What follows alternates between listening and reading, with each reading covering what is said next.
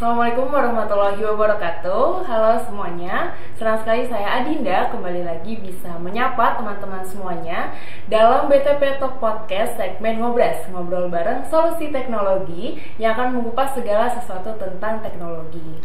Dan kalau di episode sebelumnya kita udah ngobrolin soal perancangan dan juga inisiasi suatu pengembangan produk, mulai dari menentukan model SaaS yaitu Software as a Service, kemudian juga dilanjut oleh DevOps yaitu merancang arsitektur server, dan dilanjut lagi nih sama sistem analis yang tentunya menganalisis sistem dan juga merancang fitur yang akan dikembangkan. Tentunya dengan salah satu framework dari SDLC yaitu Agile Software Development. Dan di episode kedua kali ini kita akan spesifik ngobrolin Agile Software Development tentunya bersama ketiga narasumber kita yang udah hadir di ruang podcast kali ini. Yang pertama ada Mas Michael. Gimana Mas Michael kabarnya? Boleh disapa? Halo semuanya. Saya Mas Michael, kabarnya baik. Kabar baik, oke. Dan di samping Mas Michael sudah ada Mas Hafiz selaku developer ya dari Solusi Teknologi. Betul. Mas Hafiz mungkin boleh disapa pemirsa. Selamat sore. Alhamdulillah baik kabarnya. Kabar baik alhamdulillah. Dan yang terakhir nih last but not least ada narasumber kita yang paling cantik sendiri perempuan, yaitu ada Mbak Dila selaku technical writer dari Solusi Teknologi. Gimana Mbak Dila kabarnya? Ya, halo, selamat sore semuanya dan alhamdulillah sehat juga ya. Oke, berarti semua narasumber kabar sehat ya. Semangat. Ya, semangat. Oke. Dan semoga pemirsa dan juga pendengar setia BTP Talk Podcast tentunya dalam keadaan yang baik, sehat dan juga bahagia. Oke, sebelum kita ngobrolin lebih lanjut nih tentang Agile Software Development, boleh nggak sih dikenalin dulu gitu, solusi teknologi itu apa, divisinya ada apa aja gitu dalam menangani suatu project? Oke, baik. Nah, jadi kalau Soltek itu tuh di bawah Bandung Teknopark ya. Nah, di Bandung Teknopark sendiri itu kan dia ada 4 unit. Nah, salah satunya itu adalah Soltek nih. Nah, kebetulan di Soltek itu ada 3 tim. Nah, timnya itu ada kekayaan intelektual, kemudian ada hardware, dan ada software. Nah, kalau yang datang di sini nih kebetulan kita dari tim software. Berarti ada 3 nih ya, Iya. ada technical writer, developer, sama tadi lupa database ya, database engineer. Oke, nah kalau kita ngomongin project gitu ya di solusi teknologi gitu, apalagi kita topiknya kan ngomongin soal Agile Software Development gitu. Apa sih kaitannya project yang dikembangkan oleh Soltek dengan Agile? Ada nggak sih kaitannya gitu? Kalau mungkin untuk kaitan sendiri ya, lebih ke kita Soltek itu menerapkan konsep dari Agile itu sendiri untuk pembuatan project di dalam Soltek. Jadi biasanya singkatnya itu ya, si Agile ini kita dalam 1 minggu kita melakukan namanya Scrum, ada review dan juga ada perencanaan. Nah di dalam 1 minggu itu 5 hari kerja ya, 5 hari kerja itu kita biasanya melakukan mulai dari perancangan, lalu habis itu prototype, desain, lalu masuk ke tahap developing. Dari developing itu kita melakukan mungkin evaluasi. Nah dari evaluasi nanti balik lagi, nanti masuk ke minggu berikutnya masuk di tahap perancangan kembali. Jadi berarti looping terus ya? Karena memang kebutuhan saat ini kan perubahannya sangat cepat gitu ya. Jadi karena kita harus menyesuaikan dengan kebutuhan dari customer, dari user gitu, sehingga Soltek memilih untuk menggunakan Agile karena biar bisa beradaptasi dengan kebutuhan. Oke, berarti Agile di sini yang bekerja tuh banyak tim gitu ya, nggak cuma 1 orang aja nih. Misalnya dari 3 tim ini kerjanya bareng-bareng gitu ya, di Agile gitu ya. Iya, gitu. Oke, kiranya ada apa aja sih role atau mungkin tim yang terlibat gitu dalam proses Agile ini? Apakah ada, kan nggak mungkin nih kalau kita ngomongin kayaknya cuma programmer doang gitu. Ada apa aja gitu? Kalau tim sendiri sih ada dari technical writer ya. Jadi yang biasanya nulis kalau perencanaan atau untuk requirement-nya. Nah, terus ada dari database untuk nyimpen datanya. Jadi semua perihal tentang data itu dilempar ke divisi database. Ada untuk yang developer tentunya. Kadang ada beberapa project yang butuh developer itu dibagi, jadi ada yang khusus untuk desain, ada yang khusus untuk logic gitu. Ya. Terus mungkin ada juga dari software analis ya, yang membantu merancang gitu kan untuk untuk bantu perancangan. Karena kadang kalau developer ini ditinggal sendiri, kadang tuh kita nggak tahu nih progresnya sampai mana. Jadi harus ada namanya software analis yang istilahnya ngawasin, ya, yang analisis, yang mengawasi kita gitu. Sebagai developer. Tadi kayaknya disebut ya sama Mas Michael, salah satunya ada orang yang ngurusin data gitu. Dan apalagi ada database, dan juga Mas Michael nih role-nya as database dan juga data warehouse engineer gitu. Mungkin boleh dijelasin dulu nggak sih Mas Michael istilah dari database, data warehouse, dan juga kayaknya ada satu istilah lagi nih, data lake. Jadi kalau ngomongin aplikasi itu pasti kita nggak akan lepas dari namanya data ya. Dan data itu bisa dibilang core-nya dari sebuah aplikasi gitu. Nah, data itu butuh untuk disimpan. Nah, dari penyimpanan data itu kita banyak banget istilah, cuma yang paling sering dipakai sih biasanya database ya. Kita juga dari anak SMK terus kuliah juga belajar tentang database. Terus ada nanti kalau udah masuk ke dunia bisnis ada data warehouse dan data lake. Untuk database sendiri itu kita ngomonginnya ini dulu. Kan ada database, ada data warehouse, ada data lake. Jadi ada semuanya depannya data nih. Cuma nanti ada base, ada house, ada warehouse, ada lake kan. Nah itu kalau secara gamblangnya kita mikirnya bedanya itu di ukuran pasti. Karena base itu kan hasilnya basis. Untuk gudang kan lebih besar. Ini kalau lake kan gede banget. Dari namanya aja kelihatan. Dari namanya kelihatan. Jadi yang namanya database itu biasanya ukurannya lebih kecil, dia lebih privat ke aplikasi. Terus kalau dari data warehouse itu dia lebih besar. Dia tuh sumber datanya bisa dari banyak aplikasi atau mungkin banyak hardware atau software gitu. Terus dari data lake juga sama, cuman nanti akan bahas lagi di setelahnya. Aku bahas yang database dulu. Nah, database itu dia biasanya sumber datanya dari satu aplikasi.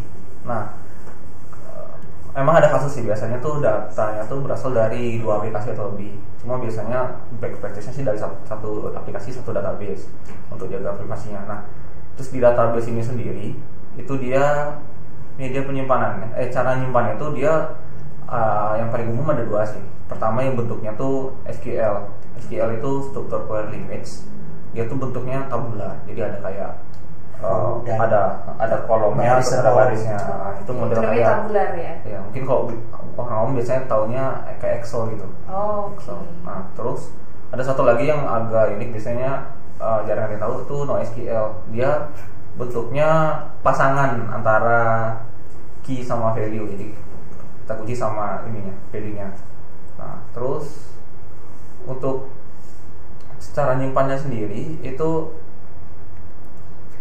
dia di SQL itu disimpan dari aplikasi itu biasanya di database itu ada format-formatnya gitu kalau di database nyimpan. Jadi nggak bisa yang kita sembarang nyimpan teks atau nyimpan gambar lagu atau macam itu, ada formatnya. Terus dia tuh biasanya ada relasinya, jadi kayak satu tabel antar tabel tuh dikasih relasi, terus kita bisa kasih batasan. Nah, untuk jadi kalau misalkan transaksi kalau ada yang fail bisa nggak semua transaksinya yang fail gitu. Terus berarti kita bisa milih ya mau filtering data yang mana gitu.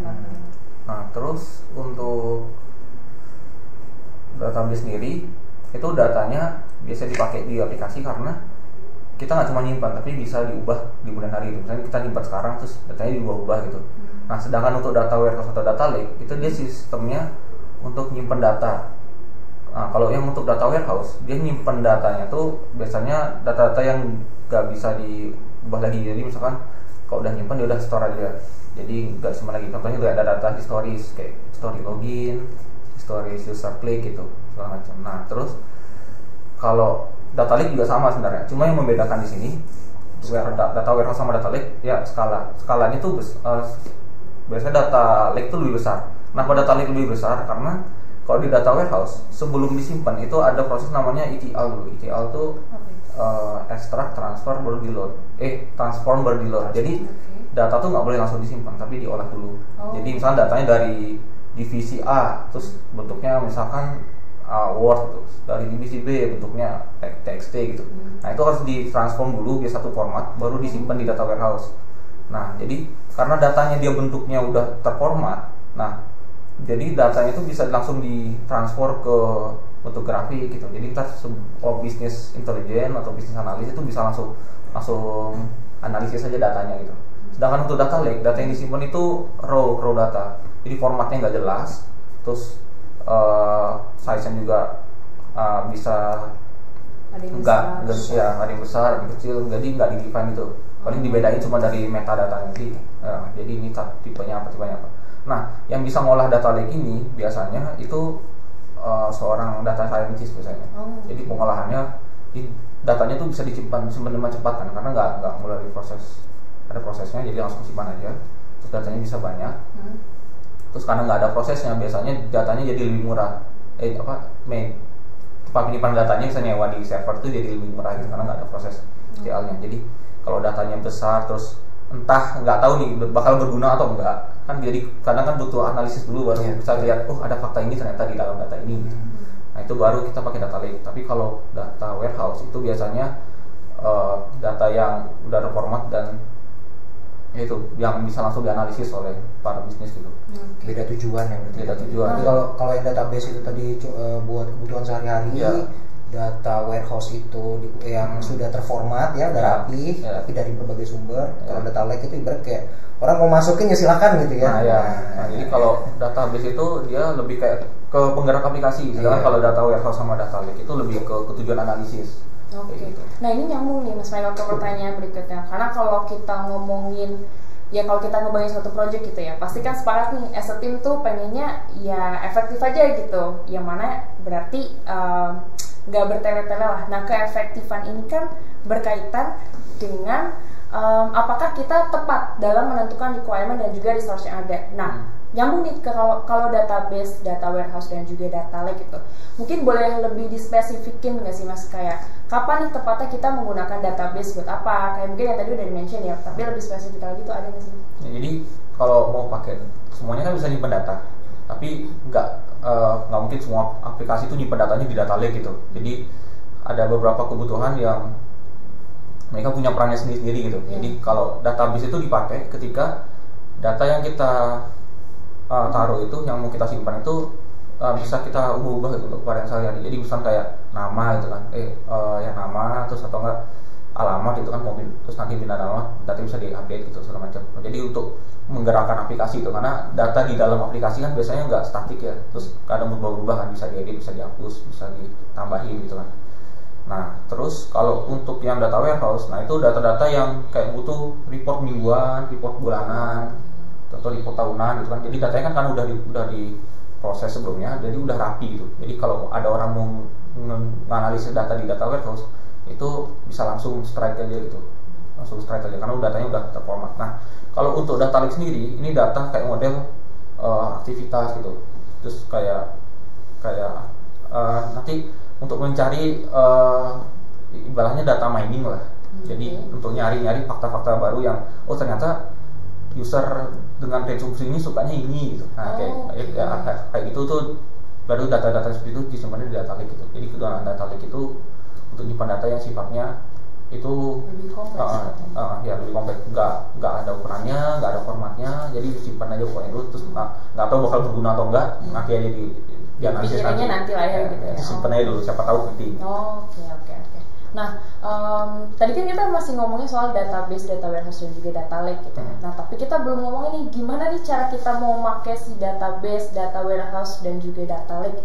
Gimana sih cara kita pakainya gitu, dan apa gitu kaitannya dengan agile software development? Ya. Jadi kalau database itu misalkan para developer nih, biasanya makanya developer. Kalau database kalau mau pakai bisa install aplikasi bisa di lokal atau kita sewa server di misalkan kayak AWS atau Google itu. Kita bisa pakai namanya RDBMS, jadi Relational Database Management System gitu salah satunya. Contohnya itu ada MySQL, terus ada PostgreSQL, terus ada Oracle. Itu untuk yang SQL ya. Kalau untuk yang NoSQL misal ada MongoDB, terus ada ya macam-macam lain. Banyak banget tuh kayaknya. Kalau untuk database banyak sih, soalnya kan banyak kebutuhan juga yang. Terus untuk data warehouse itu kita bisa pakai ada Amazon, mungkin Amazon Redshift gitu. Kalau untuk Google BigQuery. Terus kalau ada Azure Synapse.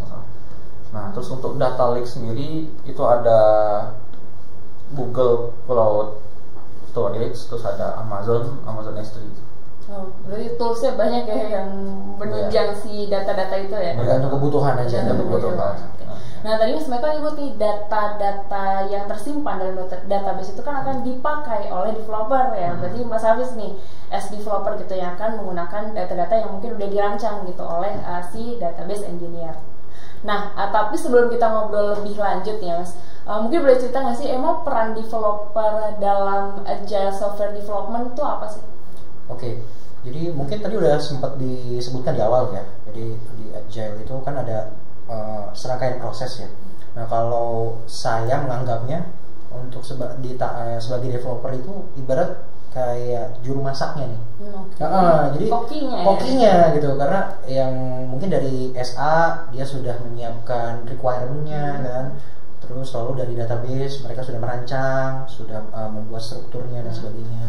Nah selanjutnya baru nih dari rancangan dan database-nya itu si koki ini yang masak jadi sebuah masakan gitu. Karena kalau misalkan nggak ada tahap development-nya, mau rancangan sebagus apapun, mau dia itu si database-nya itu serapi apapun, selengkap apapun ya percuma gitu. Jadi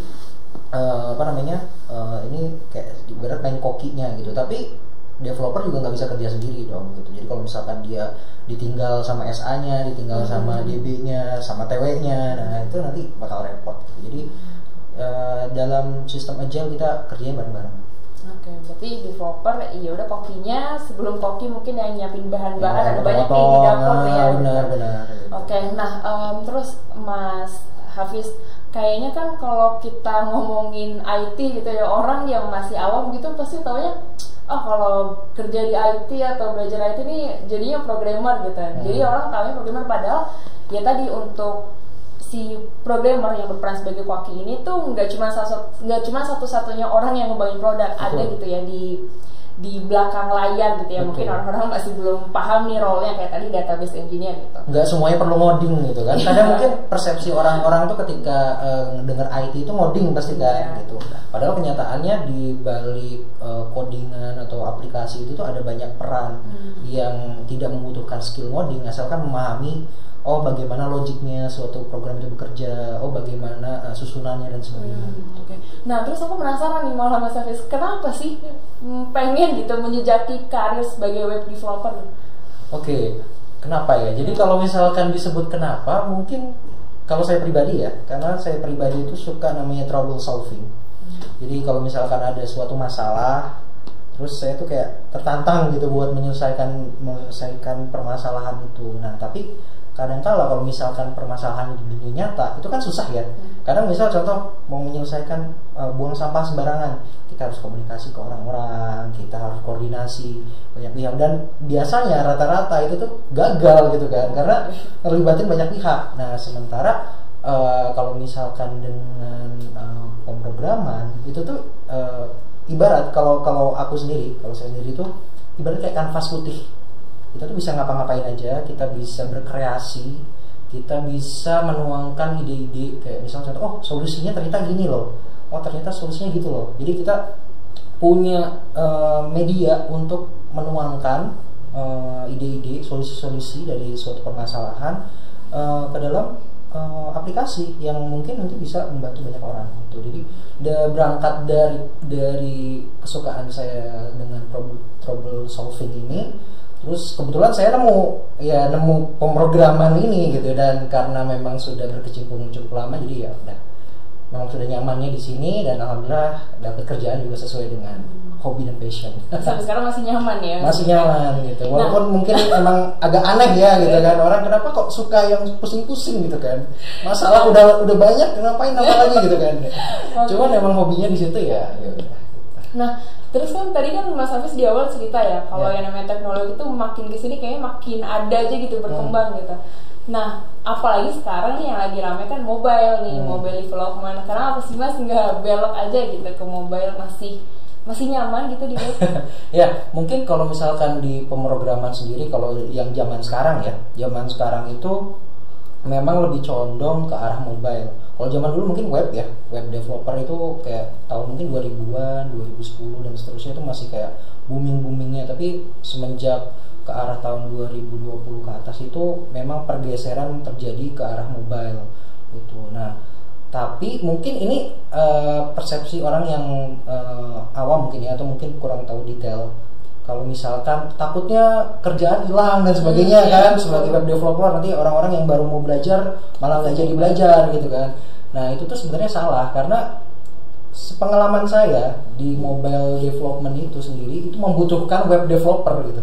Jadi di balik tampilan mobile seperti ya Instagram, Twitter gitu kan, ya aplikasi-aplikasi besar itu pasti ada webnya gitu, pasti ada webnya. Web mau itu hanya sekadar dia company profile atau mungkin di bagian adminnya pasti ada ya mas ya, gitu. Di Soltek juga kayak gitu, walaupun misalkan kita bikin aplikasi mobile, admin WhatsApp nggak butuh web. Admin Twitter itu pakainya web gitu, admin Twitter pakai web gitu, nggak dia pasti ada webnya gitu. Dan justru dengan perkembangan ke arah mobile ini, pekerjaan web developer itu makin bertambah gitu, karena kita jadi bisa lebih spesifik. Kalau zaman dulu mungkin web developer ya udah jadi satu, database, bagian tampilan, bagian logiknya, mau dia habis itu sampai ke hosting dan sebagainya, itu paket jadi satu gitu kan. Nah kalau sekarang itu bisa dipecah-pecah karena pekerjaannya semakin mendetail. Mungkin ada nanti namanya ya tadi ya Mas Mike, database engineer. Nanti kalau di developer itu ada namanya front end developer, back end developer, dan seterusnya. Jadi developer tuh nggak full developer aja ya? Nggak full developer aja, juga ya? Betul gitu. Jadi nggak usah khawatir kayak pekerjaan hilang, justru malah makin bertambah gitu. Yang penting kalau menurut saya, kenapa saya saranin untuk terjun di web developer dulu, karena itu tuh lebih murah juga costnya untuk belajar itu. Karena kalau misalkan kita belajar di mobil susah kan ya, ya effort, terus tools, harga yang buat untuk dikeluarkan untuk mempelajari mobile development itu lebih tinggi.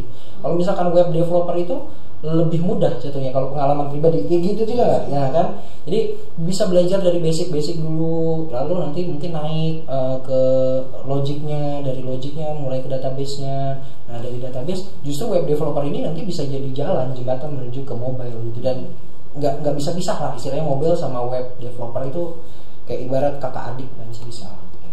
Berarti ada ini nggak sih, mungkin buat pemirsa atau pendengar BTP Talk Podcast yang pengen nih berkarir sebagai web developer, tips and triknya gitu mas, ada nggak? Oke, kalau saya pribadi mungkin saya ceritain aja ya kalau dulu saya gimana. Jadi kalau saya itu intinya niat sih, inti yang paling penting dari pemrograman itu niat dan jangan pantang menyerah. Karena namanya pemrograman itu pasti ketemu error, iya nggak? Kan udah kayak makanan sehari-hari gitu tuh. Kayak justru kalau misalkan kita ngoding, bikin tapi makannya juga error gitu kan. Testing rasa kan, kalau kopi kan kadang suka rasanya kurang manis, rasanya kurang asin. Nah sama aja kayak gitu. Jadi kita pasti trial and error itu pasti makanan sehari-hari lah. Justru aneh kalau misalkan kita bikin suatu function, suatu program gak ada errornya, itu tuh kita aneh, kayak nanya-nanya ya bang, mas, kayak ini kenapa gitu kayak. Jangan-jangan justru lebih parah lagi, errornya nggak keluar gitu. Nah, nggak ada error malah jadi masalah karena takutnya ternyata program logiknya kita tuh salah sehingga menyebabkan dia tuh nggak terdeteksi errornya gitu. Itu justru malah lebih bahaya gitu, karena nanti kalau misalkan udah naik ke production dipakai user nggak ketahuan, nah repot gitu. Jadi kuncinya itu pantang menyerah gitu, karena sepengalaman saya sejauh ini yang namanya ketemu error, cari di googling pasti ada orang yang udah pernah ngalamin error itu sebelum kita gitu. Pokoknya googling aja, mungkin pemakaian keyword yang masih salah, nah itu nanti mungkin perlu belajar lagi. Dan kalau misalkan memang benar-benar pemula gitu ya, kalau saya saranin mungkin bisa ngikutin tutorial di YouTube. Itu banyak banget tutorial buat pemrograman ya. Dia tuh udah ada biasanya yang bandel dari yang awal, from zero to hero. Nah gitu, pokoknya ikutin aja itu. Banyak yang gratisan, yang intinya niat gitu, niat buat belajar, niat buat bersungguh-sungguh untuk memang kalau misalkan pengen jadi developer. Oke, Mas Hafiz, tadi di awal Mas Hafiz cerita kalau misal Mas Hafiz as a team-nya juga bekerja dengan TW ya, technical writer gitu. Nah kayaknya nih Mbak Dila nih, kalau ngomongin soal writer, kayaknya orang-orang nih yang awam writer kan kepenulisan ya, mungkin lebih familiar dengan kepenulisan jurnalisme atau mungkin berita-berita yang kita baca gitu. Nah kalau technical writer itu apa sih Mbak? Kalau apalagi di dalam Agile Software Development? Oke, nah jadi kalau tadi itu sebelum kita ngedevelop, kita itu ada perencanaan dulu ya, ketemu sama klien.